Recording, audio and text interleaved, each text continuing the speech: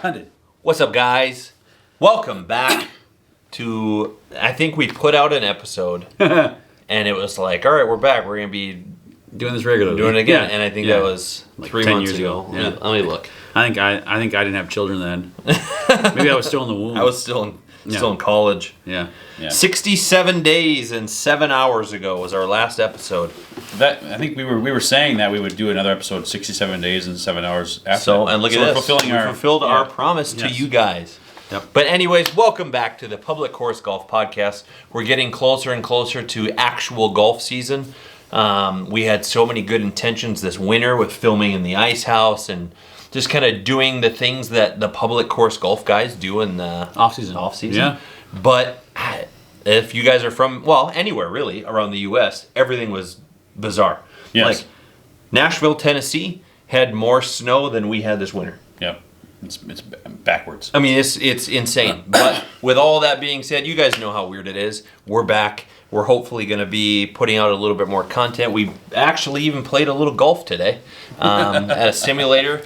We swung clubs. We swung clubs, and that was it. That's all we did. We're not going to talk about the score. Nope. And we got the Gulfs playing Rutgers right now. And one foul right there. Was that Carrington? That was Mike Mitchell. Oh, Mike Mitchell. All right. There you go. That is a stud. So, yeah, we're super excited to be back. Today's episode, we do have a sponsor. And actually, it's our good friends at Long Ball who sponsored an episode this past summer. So we got a nice little care package for them. We're going to show you guys. We'll leave all the information for Long Ball down below. And our goal really now it's kind of fun. We're starting up the Public Course Golf podcast because it's so dang nice out. Golf is in the air.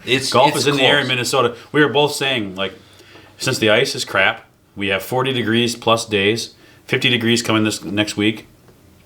Just be done with winter then. I mean, we love winter because we do outside stuff. We wanted to go snowmobiling. We wanted to do more ice fishing. All that's nixed pretty much. It's like let's move right to golf then. Let's go back to golf. Make it be nice. Start it early. We can't snowmobile. We can't fish. Nope. I mean, there weren't even permanent ice houses. Weren't even out in southern Minnesota this year. No. Like somebody had a skid house out there for too long. That was sketchy. Well, somebody's fishing out there right now. And there's 15 feet of open water around some of the shores. So if you watch this and you read about somebody dying in Albert Lea, that's what just happened. We saw the ice house out there. So that was not good. No. So we do have, we're working on some really exciting stuff here and getting a website out for you guys where you're going to be able to see some of our, I'm not even going to talk too much about it. We got some cool new merch that's going to be on there. And it's going to be something that's just kind of a recommitment to this whole thing. Yeah. Yep. And it's we have our, kind of our home base of our YouTube channel. But through here, you're going to be able to learn maybe a little bit more about us individually. We'll have a page with all of our sponsors we've worked with. We have some really fun ones for this coming golf season. So it's going to be fun to jump back into it. Swinging the clubs again. The Phoenix Open the Waste Management Open was a couple weeks ago. The Wasted Management? This says Public Course Golf on the Wasted Management. Dude, they quit serving booze one day. Well, there was people like falling on the ground. Well, and couldn't even walk. From what I heard is that they opened the gates and there was so many people that they literally flooded as they opened. They couldn't check tickets. They were just flooding in. And then like the VIP tents, everybody was just flooding everywhere. So they cut off alcohol sales. And I know it's a rowdy tournament.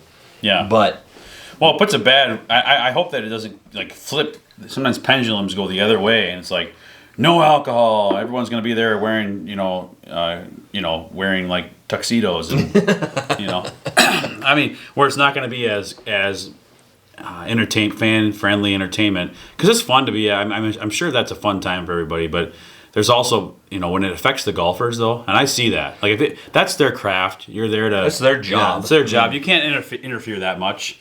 And I mean, I never thought going to a golf tournament would be like going to a frat house. Right. It probably shouldn't be that. Right. No. And it was. I've never been to a frat house actually. So I've been once. Okay. At the U of M, and it was. I mean, it's what you'd expect.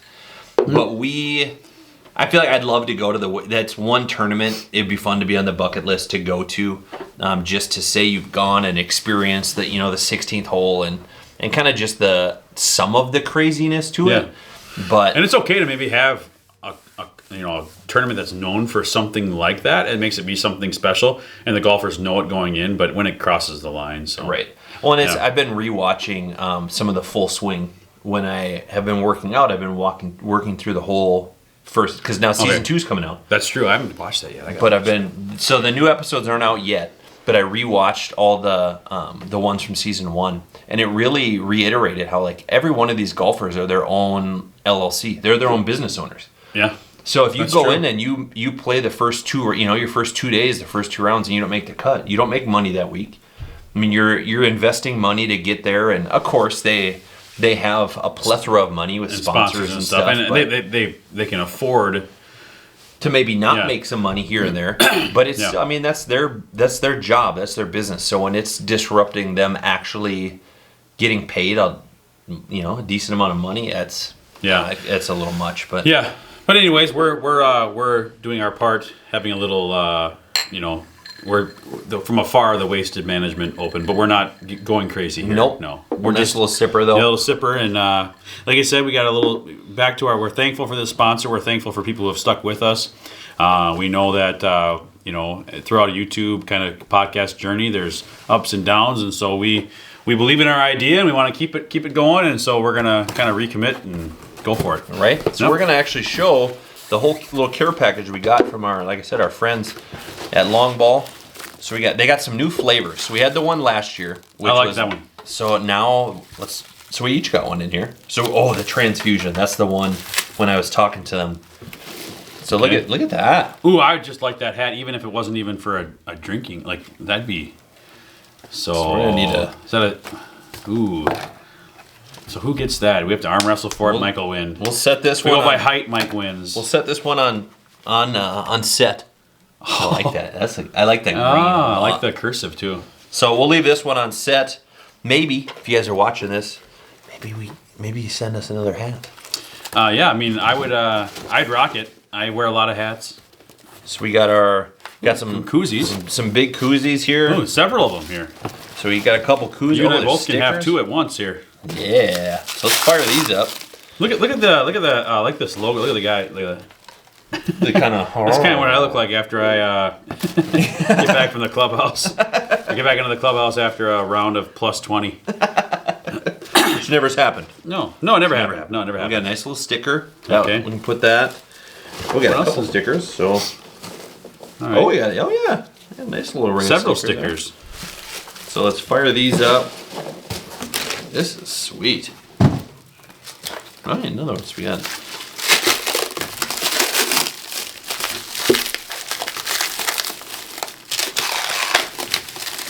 This is like Christmas morning here, kind of. Right? Yeah. Like this, there. So the ones last year, like we said, were the we had the same exact. I think they're both the same. Here. Yep. So they got a sweet tea. They got the transfusion, which is kind of a classic golf course cocktail. Okay. We got the hibiscus punch, the sweet tea. Hibiscus? Yeah. Hibiscus. Hibiscus. The hibiscus. That's that's also if you are the hard lemon iced tea. So we got these. We're gonna get those chilled. Fire those up. So I don't have to open it. What is that one? You said transfusion. Where's that one? Yeah, that's the blue one. Okay. What's in that then? It's grape and lime. Ooh. So ginger tea with grape and lime. And a transfusion is a really good cocktail to have out on the golf course. So this is awesome. Good 4-pack. This is sweet. You get the hat right there. I love this. So thank you so much to our friends at Long Ball. Again, we're going to leave their information in the description box down below.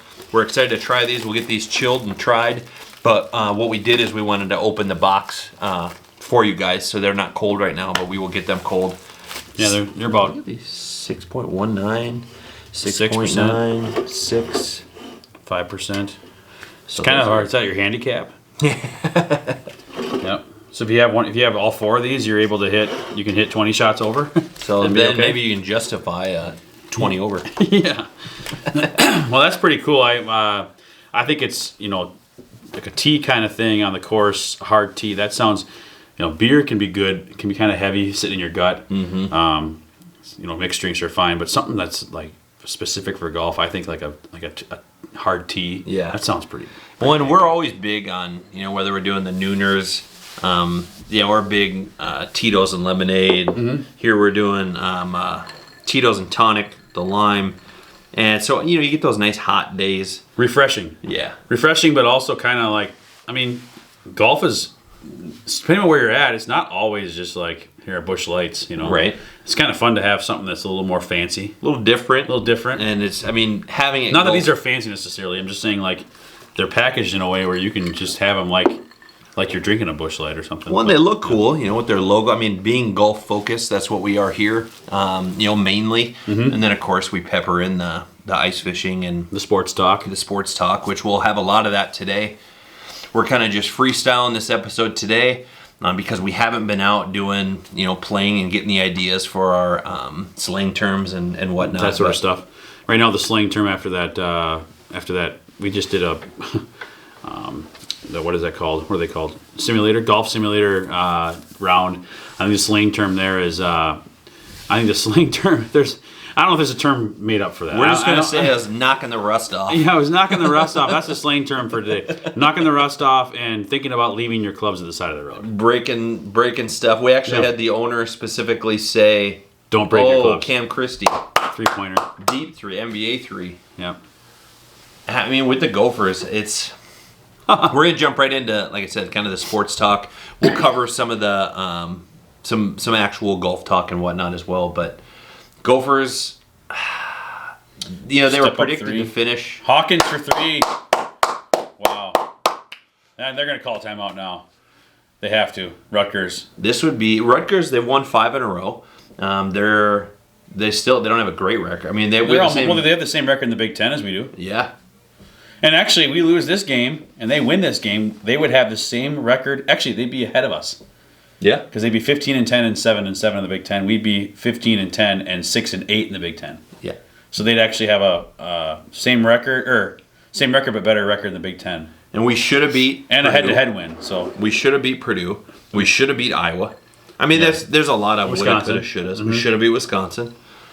But for the Gophers, though, with Ben Johnson coming in and trying to get recruits and wanting to get guys to stay from Minnesota and how bad we were, really. To be competitive. Now, you can't really say the Gophers are going to lose for sure every game. No, not at all.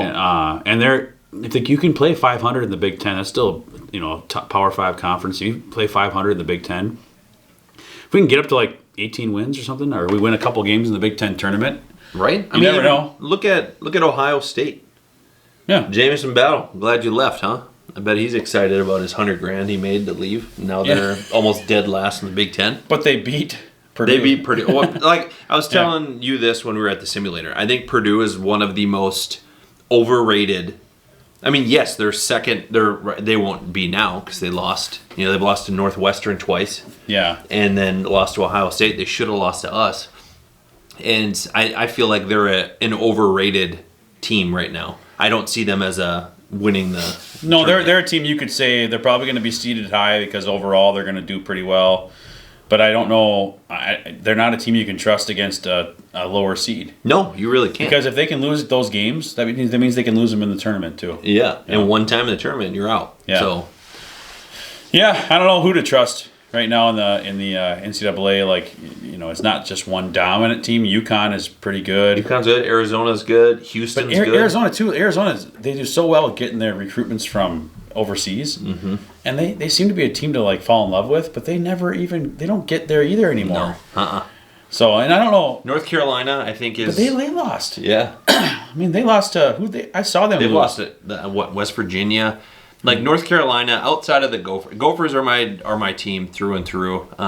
Being from Minnesota, but I do have a kind of an affinity to North Carolina. I've always loved them. We traveled to North Carolina. Demon Deacons? I think recently. I think they might have, yeah. So they were 7 at the time. They got a veteran guy that's pretty good. Yeah, they're big guy number 55 or 50. Armando Bacot. Yep. He was in that movie with Ant, I thought.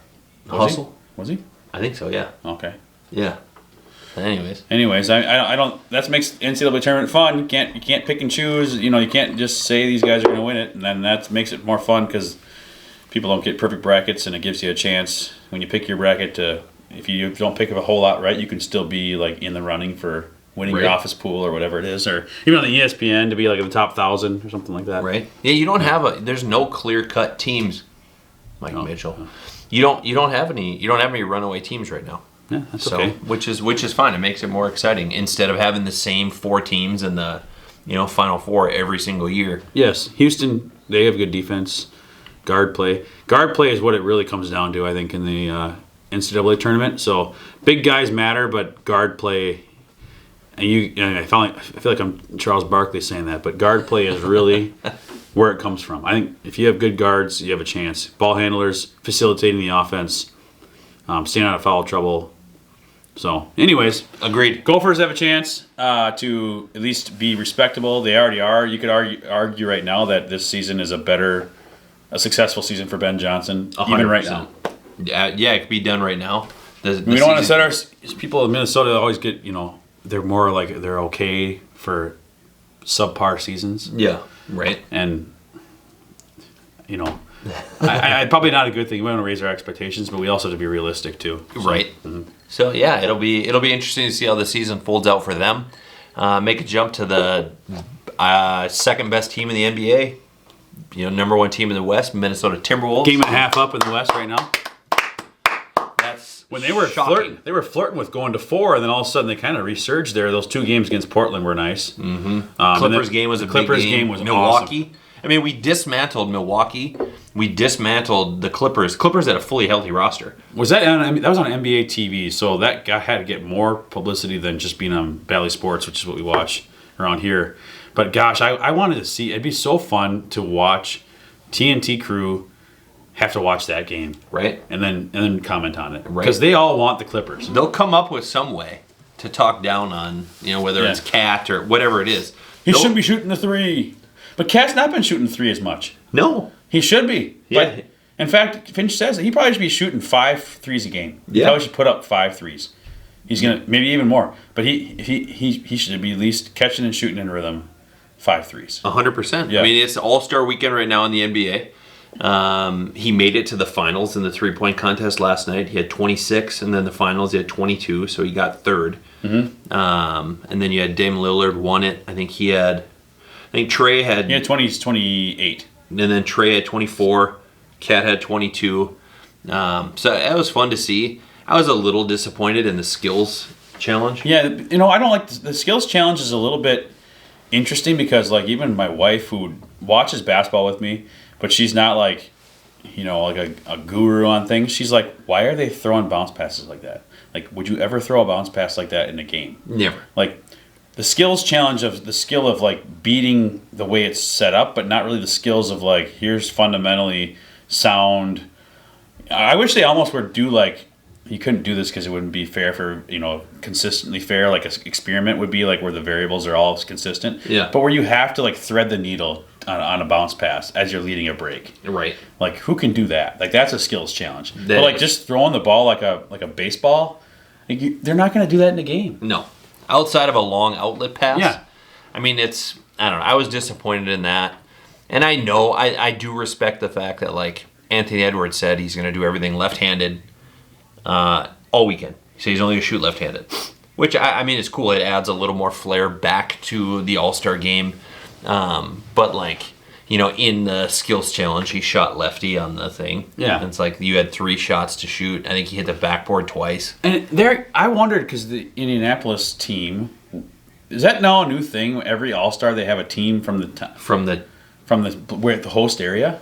I'm not sure if that would make sense because I feel like that's what it's been now the last couple of years. I feel like I should look that up before we do the podcast, but I was wondering that because those guys aren't all All-Stars, are they? No. Miles Turner's not an All-Star, and that what's that rookie? He got rising. He is in the rising Stars game, yeah. And he got MVP of that game, but Miles Turner's not an All-Star this year. I feel like does that play into the city to try to build up where it's at to say root for them as opposed to that could be. I don't know. I feel like we should look that up. Or do they have any bias? We were talking about All-Star Game is obviously about entertainment, but you'd like to see. We were just the All-Star Game's tonight, and it hasn't happened yet. By the time you watch this podcast, you'll have seen it. and know, and we don't know right now, but do they already agree on the MVP before it's going to happen? Do the players say, okay, you're going to be the one that gets the most shots. You're the one that we're going to try to feed you the ball because we want this to pad your resume? Right. And then how much does an All-Star Game MVP matter when you look at someone's resume for a Hall of Fame? All-Star Game MVP 5 times. Well, it means they made the All-Star Game that many times, which is impressive. Which it is. But is it chosen, or does it let the chips fall where they may? Because you can't because anybody really could go down there and shoot every shot if they wanted. Oh yeah. Anthony Edwards could go down and shoot every single time, probably make a lot of them. Yeah.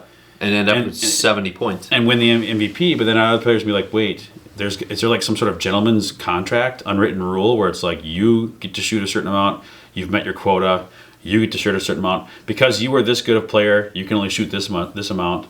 When is it okay to dunk it? When is it okay to shoot a 3? Right. Shooting a 3 during the All-Star Game, when do you get to do that? Right.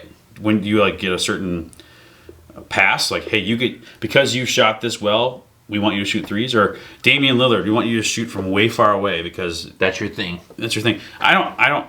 That's the one thing about All-Star Game or MVP that I feel is, I don't know if I believe in that. No. Having them play and have fun, sure, but how do you organize it? Right. That'd be a tough thing because I feel like each one of these guys, now that they made it, is going to want to get their shots, right? Yeah. Yeah. Or is it okay, Ant caught fire? No, let's just feed Ant the ball till he kind of loses maybe a little bit, loses his touch, and then all of a sudden, Kevin Durant, you're catching fire. The NBA Jam style. Right. He's on fire. And then once he's not on fire, okay, the next guy gets to shoot. He's on fire, yeah. It's still fun. As a kid, we were talking earlier, as a kid, All-Star Weekend for NBA, at least for us, was always more exciting than the other sports. Well, it was fun because you had so much stuff, through the three-point contest, the old-style skills challenge, the dunk contest. Outside of Mac McClung this year, I feel was very underwhelming. Yeah. And you wonder, the dunk contest is so fun, and as a young, my son, who's going to be 9 soon, doesn't know the history of the dunk, other dunks, so he thinks it's all brand new. Yeah. But with the history of the dunk contest, it's so fun when the ESPN will rerun, old dunk contests. Yeah. Because you have an appreciation for that, but how many dunks are there? How many dunks can you actually do? I feel before it's okay, yeah, he did all this novelty stuff, but really it was just him jumping still. Yeah. Take all the other stuff out. When is the dunk that guy was just athletic? You got the dunk, he wins, or do you need all this extra stuff?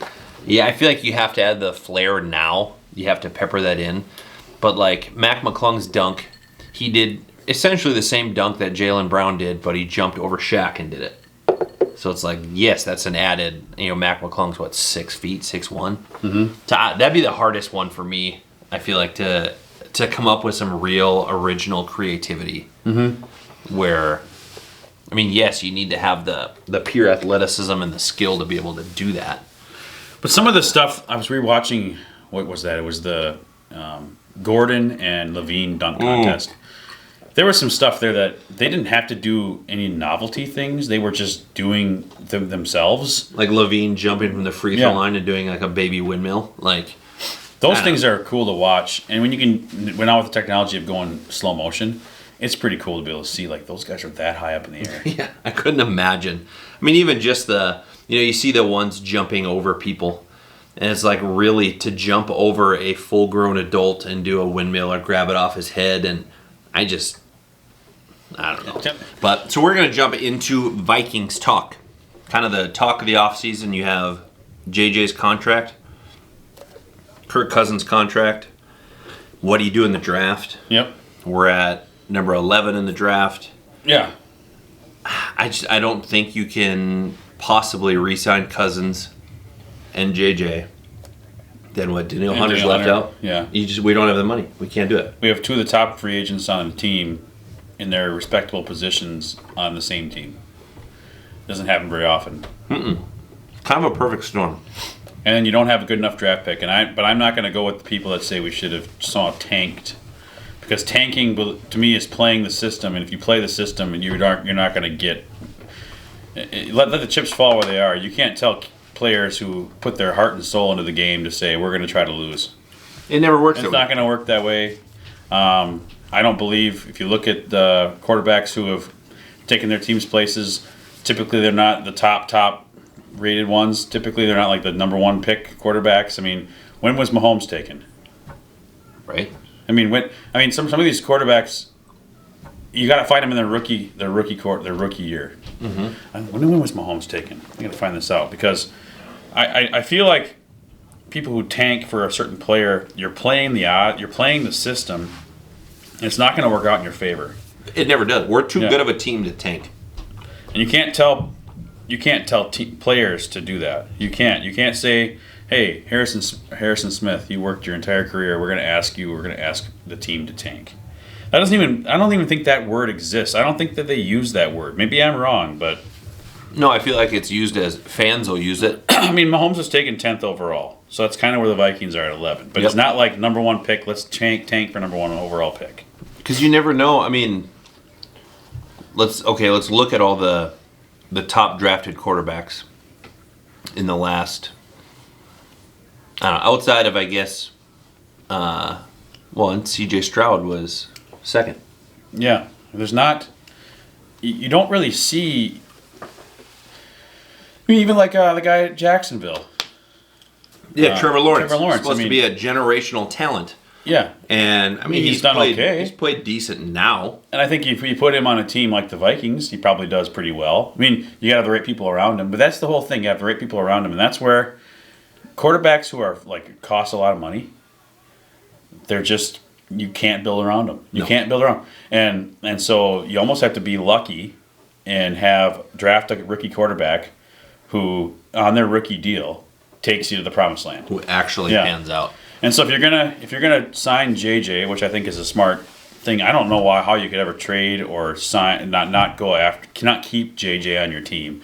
If you do that, you really have to be sure you get what you want back, and then you're setting yourself up for failure, because if you trade him away for a bunch of stuff, picks and all this stuff, and they don't pan out, you have just traded away a potential road to the Hall of Fame, number one receiver in the NFL, and number one receiver potentially in your own franchise away. Mm-hmm. Who brings in fans, brings in money, and if you're talking about money and fans, and you trade away JJ, you're basically saying, and some people probably would think, oh, we got this quarterback, I unproven. So in the playoffs, Patrick Mahomes, top quarterback. Yeah. Really expensive. Brock Purdy. Literally the last pick he made. I remember reading this stat. I think he made like $880,000 this year. Yeah. And Archie Manning, the backup for the University of Texas, made $3.2 million. And so they got lucky with him. Lamar Jackson, what was he at? I don't even know. I should look that up too. Lamar Jackson. Yeah, when was he drafted?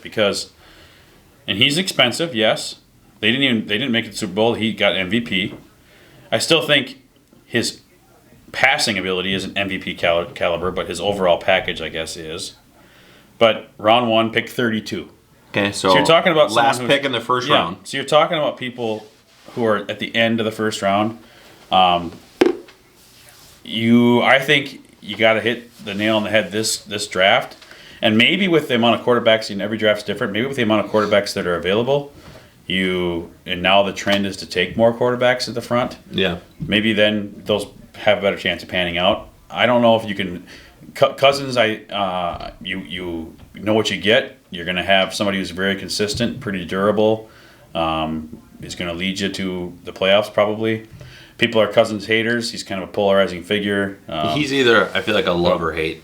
Like, you don't get a lot of people that are pretty indifferent. And where he's at right now, he's set himself up for a nice, sizable paycheck coming out of here, and so it's like, can we afford that? But I also think it's really dumb when they say people headlines, and they're just looking for clickbait, where they say Jefferson wants to be in on the conversation of the quarterback before he decides to sign. Well, that no crap. Obviously, he should be. He should be. Why wouldn't you be? No, we're gonna make decisions about quarterback and not gonna include our star receiver, the best receiver in the NFL. That is the dumb headline. Because, of course, he's going to be involved in the choosing of the next quarterback. If you want your team to be successful, you need to utilize your players who are part of that success in the choice. Yeah. You can't just say, no, I'm going to do this and not consult Justin Jefferson. He'd never want to play for a team like that. No. And it doesn't happen that way. So it's not. That's a moot point, where it's like, well, big deal. Jefferson's going to wait and see who's quarterback. Of course he is. Yeah. And we're going to re-sign him. We're going to have him. But it just comes down to if we're going to re-sign him, we're probably not going to have the funds to do with Kirk Cousins. And what are we going to do with Daniel Hunter, who had a great season? He was healthy this time. So maybe you trade up. Maybe you stay where you're at and get J.J. McCarthy. People don't like him. They think he's Christian Ponder part 2. Whatever you do, you can't not address the quarterback situation in the draft if you're going to move on from Kirk Cousins. No, you have to. And I would like, you got the consensus top 3, Caleb Williams, Drake May, Jaden Daniels. They say, like Paul Allen was talking about, like Drake May fits the system. Mm-hmm. Yeah. KOC system. Yeah, system quarterback. They're talking about that. That's a big point because you have certain coaches, you have certain way of doing things, and you bring somebody else who has a different skill set. You have to play to that skill set to make that person be successful. Yeah. We talked about in our previous podcast that it's the right fit and the people around you that make great teams. Yeah. And so if you say that you go with the Jaden Daniels, you're going to have to change your system. Mm-hmm. It can't just be pocket passing, play action fake, sit in the pocket type of thing. You're going to have to have him be more mobile and moving around. And can they adjust that with who they have? I don't know. Can Jefferson thrive in an offense like that?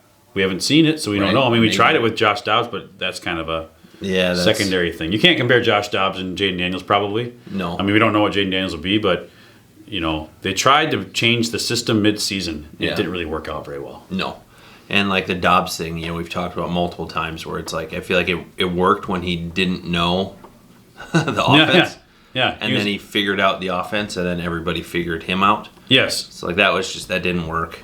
No.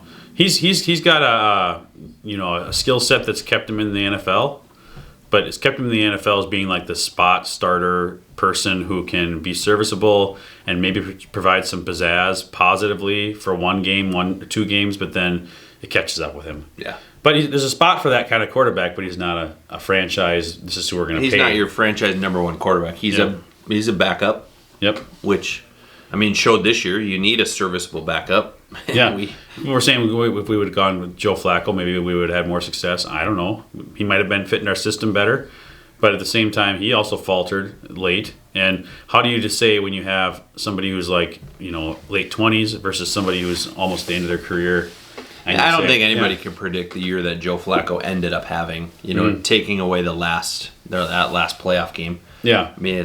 I don't think anybody would have predicted he would have done what he did. Yeah. So I don't know. I've always liked Cousins. I think I've been more of a Cousins defender than a Cousins hater because I just feel like you don't know what you have until it's gone, and I'm concerned about the consistency factor there. And they think he's not a winner. Well, we could be also a team that with like a Josh Dobbs and not win a couple games, but then just be terrible. Right. Who can't anticipate routes, isn't analytical of where the ball should go and all that stuff. You can't take that away from Cousins, and his durability you can't take away from either. But maybe it is time. If we can't afford him, that's your out. You say, can't afford you. We want to afford Jefferson. We're committed to saying we want to find a rookie quarterback in his rookie deal to lead us to the promised land before he becomes too expensive. And then at that point, these other teams that have a great quarterbacks that take a pay cut, like Tom Brady, they take a pay cut because they've made enough money and they want to do that. But right. I don't know. At this day and age, you put yourself on the line and injury issues and having generational money for your family. It's hard to tell a player, take a pay cut. Really. Tell anybody that. Take a pay cut. Hey, especially in that position. And in your job, you're doing a good job in your job, Mike. But because we want to keep our company thriving, I'm going to ask you to take $15 million less. So we can bring in some salesmen around you. Are you okay with that? Or, you might... That's a tough thing to say. It's easier for us as people to think that, they already have enough money, but also they've earned that, and that's their one life to live, and then that money can last for forever for people, and they can do a lot of good things with. So it's hard to tell someone what they should do with their money and what they shouldn't. Right. Especially on that level. Yeah. And for us who have never even experienced that. Yeah. Yeah. We will with this podcast, though. So if you guys could hit that subscribe button, that would be great, so we could live out our Kirk Cousins financial dreams. We can have discussions about if we want to bring Mike back. or not. And then maybe not. Maybe Move on. maybe we Somebody else is too ask Paul to expensive. take a pay cut, Yeah. and so we can find a better supporting cast around him. Yeah, and maybe that's the right decision. And if that's the right decision, then I will move on and enter free agency and Maybe you'll call my agent up and see what podcast I get drafted to. Might venture over to Rick Shields or the good guys. Or Coot and whatever his name was. Coot and Coots Toots or Coots Lures. Coots Lures. Yeah, who is his buddy? yeah, like Alan Coot and Dexter or something like that. I don't know. Barry. Barry, yeah, Barry. yeah, yeah. Coot and Bear. So I anyway, it's don't a know. tough thing. Minnesota, we're in the perfect storm, of course, where it's always against us. And we're used to that, though. Yeah. They have good players, options. You got to make the right decision. Pretty much everyone's career is going to be riding upon what they decide to do. You probably could argue that Quasi and KOC will be judged about what they do with Cousins or what they do with someone other than Cousins. Right. If they, whatever the hell they spend the money. Right? Yeah. I don't know. It's such a critical. Fans can be so critical on all levels. So I feel like it's kind of I don't know. It's a gamble either way. You Yeah. either pay Cousins the money, he doesn't live up to what he was, maybe he doesn't get back to form. You're in trouble for that. You go with a rookie. Rookie doesn't do it. You should have signed Cousins. You trade away the farm to get a top pick, and we just talked about how now the top picks don't always pan out. So then, but they always could, though. It's not a set in stone thing that the number one pick isn't going to be good. I mean, Right. there's a lot of them that are good too, but there's a lot of quarterbacks that have made a living in the league who maybe are first round picks, but aren't the top picks either. Baker Mayfield Do this year. you see what would happen to the fan base if they traded back?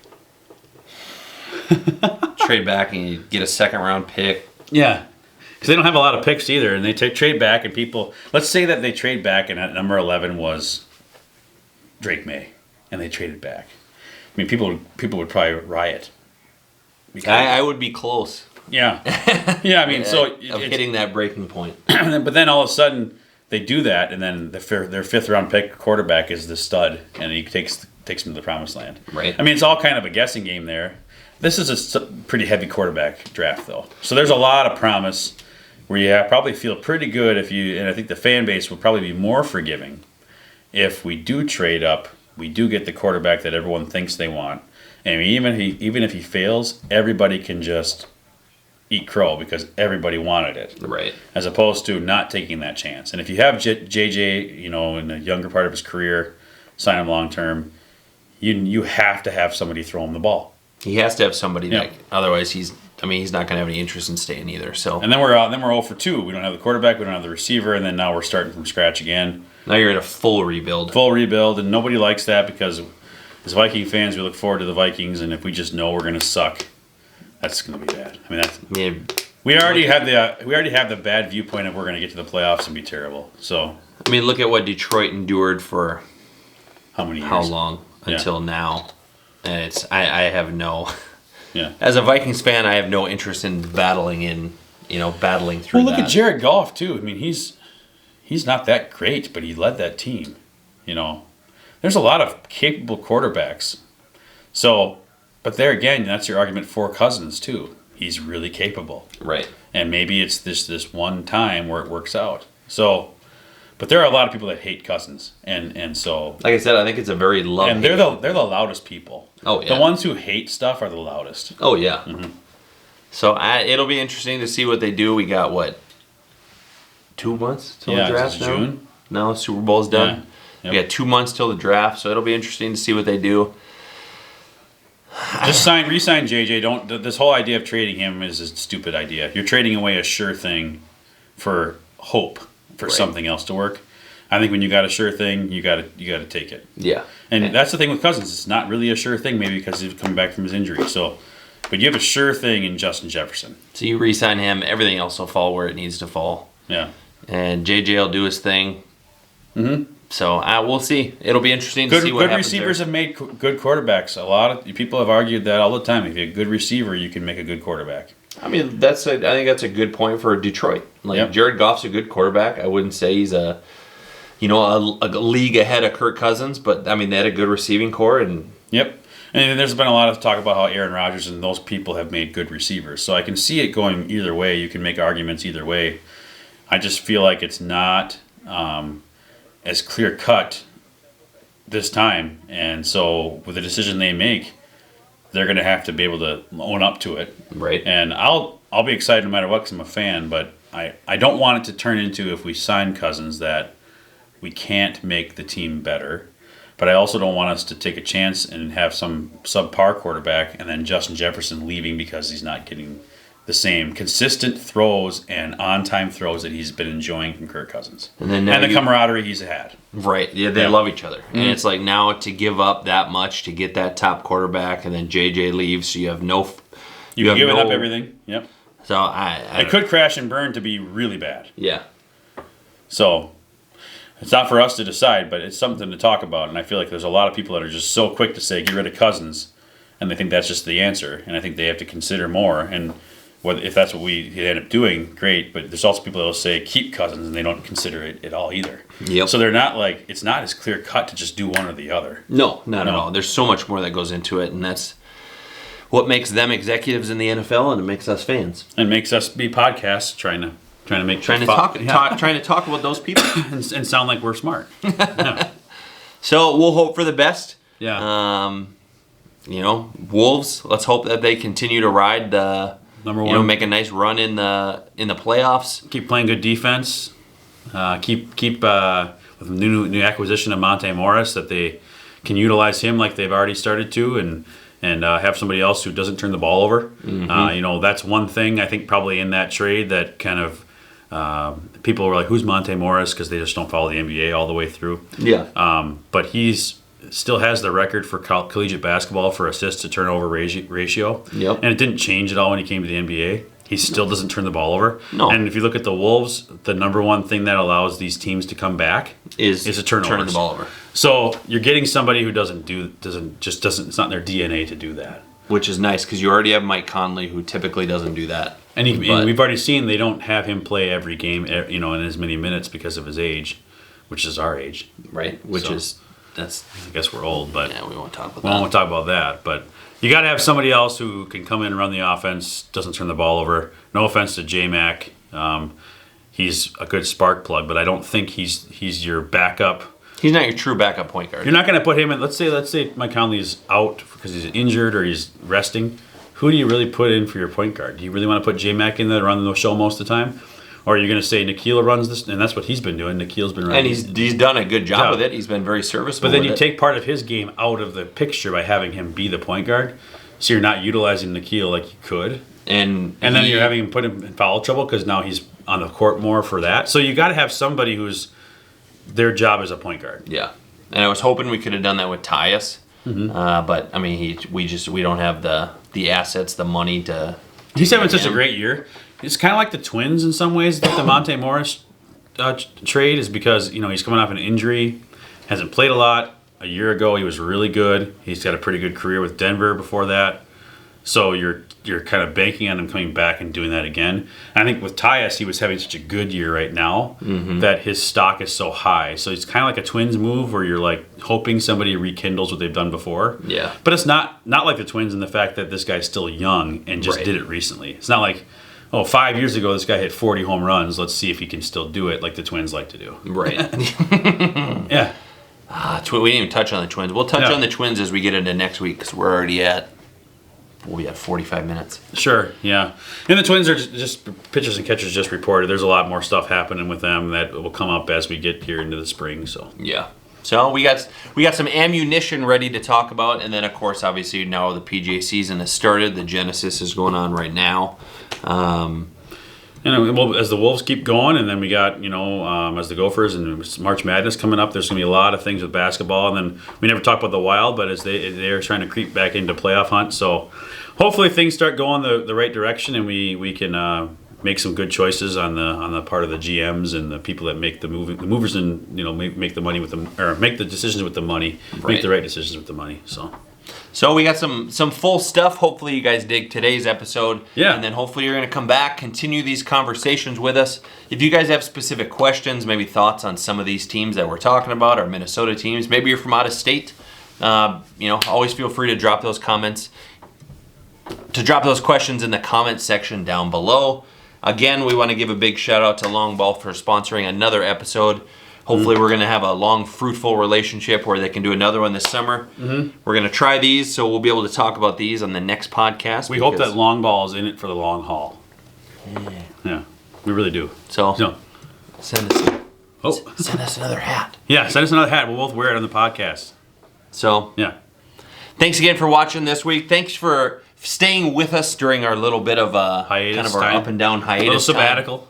Yeah, we'll call it a sabbatical. A sabbatical, I like that. yeah. A little research time. So we're ready to go for the next episode. Be sure to hit that thumbs up button. Hit the red subscribe button so you can follow along on all of our shenanigans and our full public course golf journey. With that, guys, we'll catch you on the next episode. Bye.